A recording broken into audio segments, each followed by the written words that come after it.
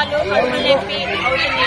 ప్రతి నెల వస్తేనే దెబ్బలు ఆడుతున్నారు. ఇక్కడికి వస్తే ఆవిడేమో మీదకి వచ్చి దెబ్బలు ఆడుతుంది. ఎట్లా ఎలా చేద్దామని దీన్ని ఎన్రోల్మెంట్ అమ్మా ఫుడ్ బాగాలేదని చెప్పేది పిల్లలు కట్టు వారి నుంచి అంతమందిలో బాగుందా?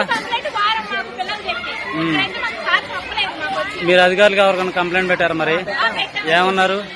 ఎవరు ఏం పట్టించుకుంటలేదు. అధికారులకి తెలియజేసామండి. ఎంఈఓ బాలు గారికి చెప్పాము.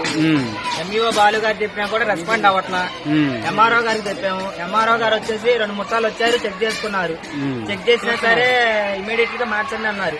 ఈ లోపల మళ్ళీ తర్వాత ఎంఈఓ గారు ఎండి మేడం గారు వచ్చారు, తర్వాత ఎంఆర్ఓ గారు వచ్చారు, తర్వాత తెలుగుదేశం నాయకులు వాళ్ళందరూ చాలా మంది వచ్చారు, చెక్ చేశారు. ఆ రోజు ఎండిఓ మేడం గారు వచ్చేసి చెక్ చేసి ఫుట్బాల్ అది మార్చుకోమని చెప్పారు.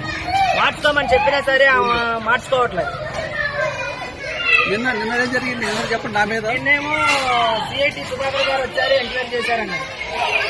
సిఐటి సుధాకర్ గారు వచ్చారు, ఎంక్వైరీ చేసుకున్నారు. ఎంక్వైరీ చేసి పిల్లలతో పాటు ఫుడ్ తిన్నారు. బాగలేదమ్మా కొద్దిగా మార్చుకోమని చెప్పారు. ఆమెకి మార్చుకోమని చెప్తే వాళ్ళ హస్బెండ్ గారు డ్రింక్ చేసి వచ్చి హెడ్ మాస్టర్ గారి మీదకి తిరగబడటం, బూతులు తిట్టడం అలా జరిగిందండి. మరి ఇది ఎంత జరుగుతున్నా గానీ మీరు అధికారులు కంప్లైంట్ ఇచ్చారు, పట్టించుకోలేదు. మీరు జిల్లా కలెక్టర్ గారు కంప్లైంట్ పెట్టొచ్చు కదా. అప్పుడు జిల్లా కలెక్టర్ గారికి కంప్లైంట్ పెట్టడానికి ఆలోచించామండి. లేదంటే మొన్నే పెట్టేవాళ్ళం. మేము మొన్న జనవరి 26వ తారీఖు కలెక్టర్ గారి దగ్గరికి వెళ్దామని ఆలోచించుకున్నాం. తర్వాత ఇక్కడ ఉన్నారు కాబట్టి ఎంఆర్ఓ గారికి, ఎంఈఓ గారికి, ఎండిఓ గారికి తెలియజేసు వాళ్ళు ఏం రెస్పాండ్ అవ్వలేదు. అందుకని దీని ద్వారా మీ మీడియా మిత్రుల ద్వారా తెలిసేది ఏంటంటే కలెక్టర్ గారి దగ్గరికి చేరేదాకా మేము నమ్మకం కోరుతున్నాం.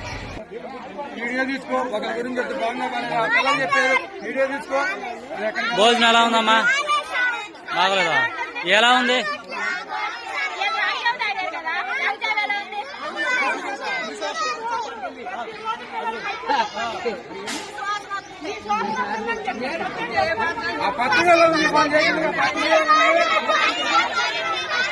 ఇది ఎలా ఉంది? ఫుడ్ ఎలా ఉంది?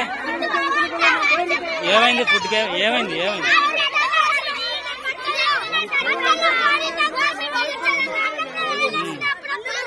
రాళ్ళు వస్తున్నాయా? మీకు ఎవరైనా చెప్తున్నారా చెప్పమని?